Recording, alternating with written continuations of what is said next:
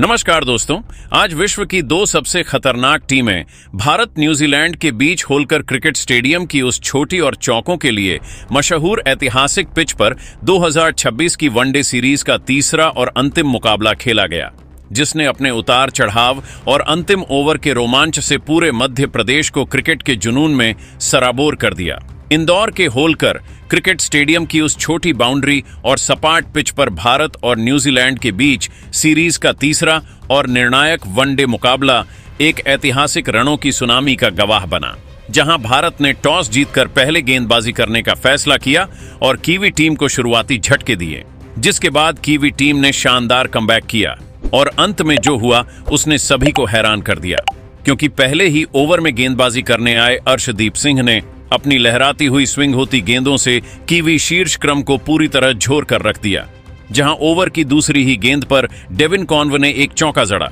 लेकिन चौथी ही गेंद पर हेनरी निकोल्स अर्शदीप सिंह की बाहर निकलती गेंद को अंतिम समय पर छोड़ने के प्रयास में अपना शारीरिक नियंत्रण खो बैठे, जिससे हेनरी निकोल्स का बल्ला गेंद से टकराया और वह इनसाइड एज लेकर उनके ही विकेटों पर जा लगी, जिससे वह 0 रन पर बोल्ड होकर पवेलियन लौट गए।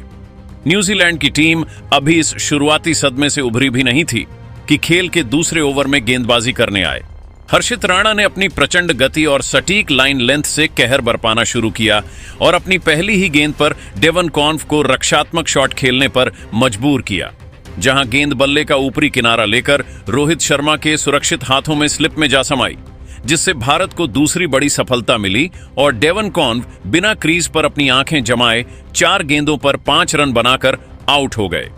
उनकी इस बेहद संक्षिप्त पारी में एक चौका शामिल है। 2 महत्वपूर्ण शुरुआती विकेट मात्र 6 रनों के भीतर गिरने के बाद सलामी बल्लेबाज विल यंग और न्यूजीलैंड के संकट मोचक कहे जाने वाले मिस्टर कंसिस्टेंट डेरिल मिचेल ने न्यूजीलैंड की लड़खड़ाती पारी को संभालने का कठिन बीड़ा उठाया, जहां विल यंग ने दूसरे ओवर में हर्षित राणा के खिलाफ 2 कड़क चौके झड़कर न्यूजीलैंड पर से दबाव कम करने का प्रयास किया और फिर अर्शदीप सिंह के विरुद्ध भी अपना आक्रामक रुख जारी रखते हुए बाउंड्री बटोरी। विल यंग आज बड़ी पारी खेलने के इरादे से आए थे और उन्होंने हर्षित के खिलाफ एक गगनचुंबी झड़कर अपने खतरनाक तेवर दिखाए, लेकिन खेल के 13वें ओवर में वह अपनी एकाग्रता को स्थिर नहीं रख सके, जिससे विल यंग हर्षित राणा की एक बाहर की ओर जाती। गेंद पर कट शॉट खेलने के प्रयास में रविंद्र जडेजा को बैकवर्ड पॉइंट पर एक शानदार ड्राइविंग कैच थमाने के कारण 41 गेंदों पर 30 रन बनाकर आउट हो गए। उनकी इस पारी में 5 चौके और एक शामिल है। विल यंग के आउट होने के बाद न्यूजीलैंड की टीम 52 रनों पर 3 विकेट खोकर मुश्किल में थी। तब डेरिल मिचेल का साथ देने के लिए विस्फोटक बल्लेबाज ग्लेन फिलिप्स मैदान पर उतरे और इन दोनों ने मिलकर भारतीय स्पिनरों, विशेषकर खेल के 15वें ओवर में पहली बार गेंदबाजी करने आए कुलदीप यादव के खिलाफ एक सोची समझी रणनीति के तहत जवाबी हमला शुरू किया।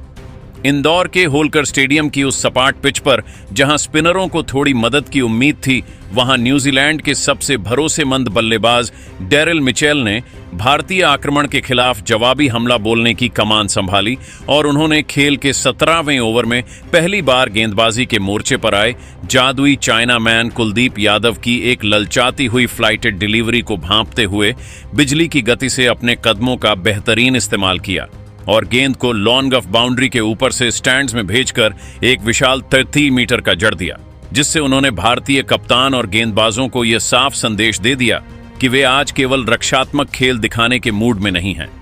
मिचेल की इस आक्रामकता ने कुलदीप यादव को अपनी लाइन और लेंथ बदलने पर मजबूर कर दिया और इसी बीच उन्होंने और ग्लेन फिलिप्स ने विकेटों के बीच अपनी चीते जैसी दौड़ से स्ट्राइक रोटेट करते हुए भारतीय फील्डरों को भीषण गर्मी में थकाना शुरू कर दिया, जिससे न्यूजीलैंड का स्कोरबोर्ड धीरे धीरे मगर मजबूती से आगे बढ़ने लगा।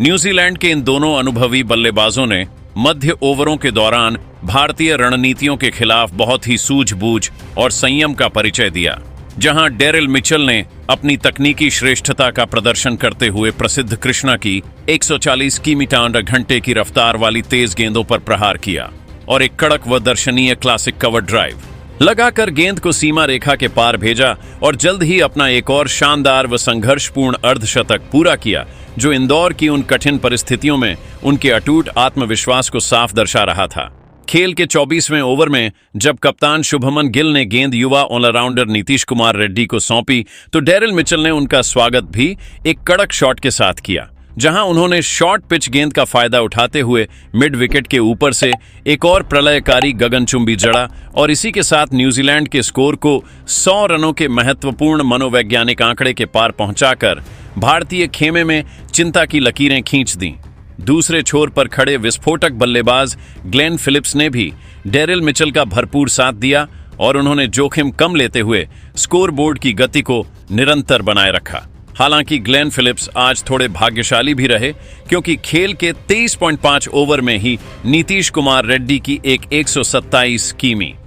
प्रति घंटे की रफ्तार वाली बैक ऑफ लेंथ गेंद पर उन्होंने एक शक्तिशाली पुल शॉट खेलने का प्रयास किया, जो बल्ले का ऊपरी किनारा लेकर हवा में काफी ऊंचा उठ गया था। डीप स्क्वायर लेग बाउंड्री से गेंद की ओर बिजली की गति से भाग कर आए हर्षित राणा ने गेंद को लपकने के लिए अपनी पूरी ताकत झोंकते हुए एक लंबी डाइव लगाई और अपने हाथ आगे बढ़ाए, लेकिन उनके अथक प्रयास के बावजूद गेंद उनके हाथों से कुछ इंच की दूरी पर गिर गई, जिससे ग्लेन फिलिप्स को एक बहुत बड़ा जीवनदान मिला, जिसने इंदौर के दर्शकों के बीच सन्नाटा फैला दिया और न्यूजीलैंड को अपनी साझेदारी को और अधिक विशाल बनाने का एक सुनहरा मौका दे दिया। न्यूजीलैंड की टीम ने शुरुआती विनाशकारी झटकों के बाद इन दोनों की साझेदारी के दम पर शानदार वापसी की और 25 ओवरों की समाप्ति के बाद उन्होंने 5 विकेट के नुकसान वाले फॉर्मेट के तहत 3 विकेट खोकर 119 रनों का एक सम्मानजनक और चुनौतीपूर्ण स्कोर खड़ा कर लिया,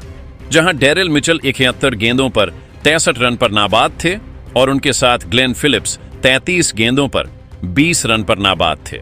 भारतीय गेंदबाजी आक्रमण में अर्शदीप सिंह और हर्षित राणा ने शुरुआती सफलताएं दिलाकर न्यूजीलैंड को घुटनों पर ला दिया था, लेकिन मध्य ओवरों में न्यूजीलैंड के इन दोनों बल्लेबाजों ने भारतीय रणनीतियों को विफल करते हुए मैच पर अपनी पकड़ मजबूत कर ली थी, जिससे यह निर्णायक मुकाबला अब एक बेहद रोमांचक मोड़ पर पहुंच गया था, जहां न्यूजीलैंड की टीम अपनी लंबी बल्लेबाजी के दम पर एक विशाल स्कोर की ओर तेजी से अग्रसर दिख रही थी। इंदौर की इस तपती दोपहर में न्यूजीलैंड के बल्लेबाजों ने जिस तरह से दबाव के क्षणों में खुद को संभाला वह काबिले तारीफ था और अब सारा दारोमदार भारतीय स्पिनरों पर था कि वे इस साझेदारी को तोड़कर न्यूजीलैंड को एक मध्यम स्कोर पर रोक सकें, ताकि भारतीय बल्लेबाज इस निर्णायक मुकाबले में सीरीज अपने नाम कर सकें।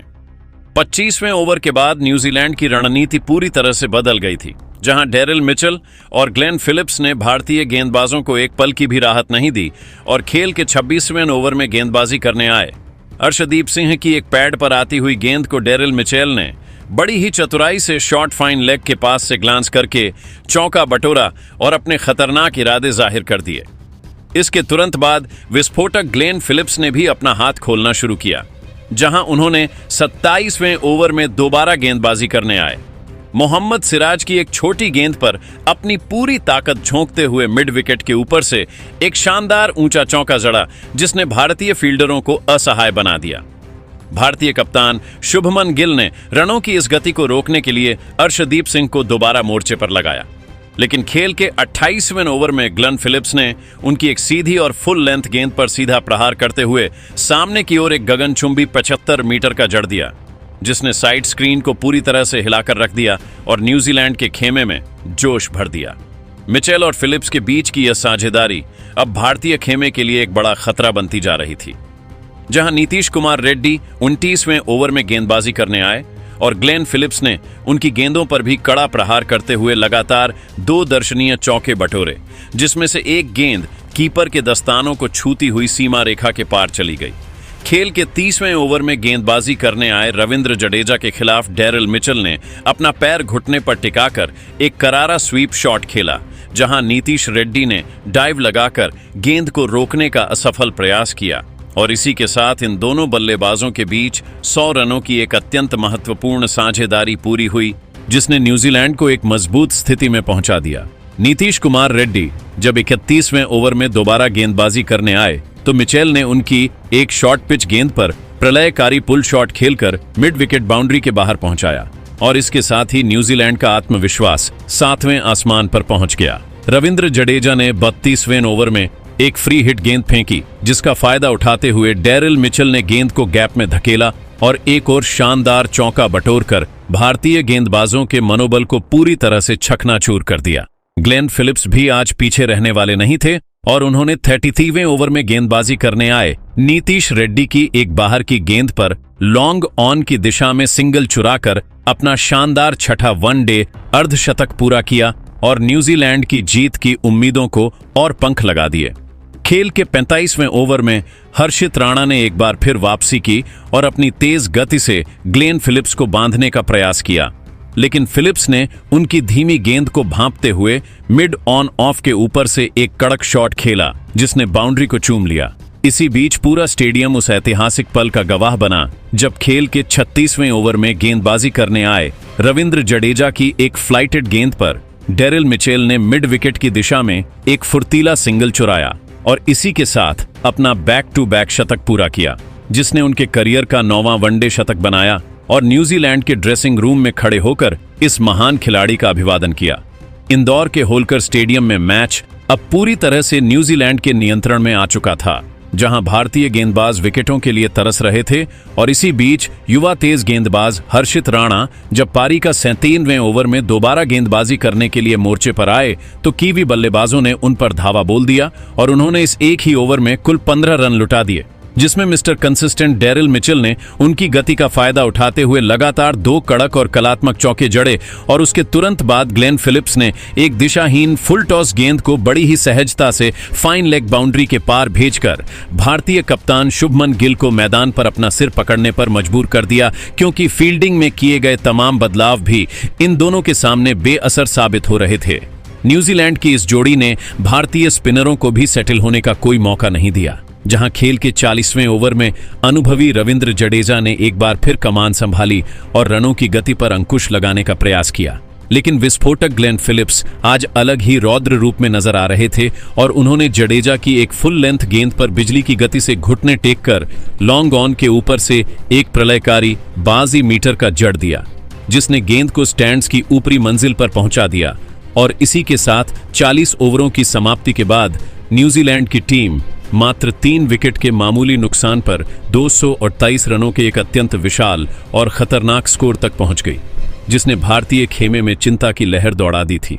इंदौर की उस तपती दोपहर में जहां डेरिल मिचेल 119 गेंदों पर 119 रनों की एक मैराथन और यादगार शतकीय पारी खेलकर क्रीज पर खूंटा गाड़कर नाबाद थे, तो वहीं उनके जोड़ीदार ग्लेन फिलिप्स भी 76 गेंदों पर 82 रनों की आतिशी और विनाशकारी पारी खेलकर नाबाद थे और इन दोनों के बीच की इस जादुई साझेदारी ने भारतीय गेंदबाजों के मनोबल को पूरी तरह से छकनाचूर कर दिया था। हालांकि भारतीय गेंदबाजों में कुलदीप यादव और मोहम्मद सिराज ने बीच बीच में कुछ सटीक यॉर्कर और डॉट गेंदें निकालकर दबाव बनाने का एक छोटा सा प्रयास जरूर किया, लेकिन कीवी बल्लेबाजों की इस अभूतपूर्व साझेदारी ने इंदौर के मैदान पर न्यूजीलैंड की पकड़ को इतनी मजबूत कर दी थी कि अब ऐसा लग रहा था कि वे आसानी से 350 या 360 से भी ऊपर के स्कोर की ओर बढ़ रहे हैं और भारतीय टीम के सामने एक नामुमकिन लक्ष्य की चुनौती आने वाली है। शुभमन गिल ने अपने सबसे भरोसेमंद गेंदबाजों को वापस बुलाया था, लेकिन मिचेल और फिलिप्स की जोड़ी आज किसी भी स्तर की गति या स्विंग को खेलने के लिए पूरी तरह से तैयार दिख रही थी,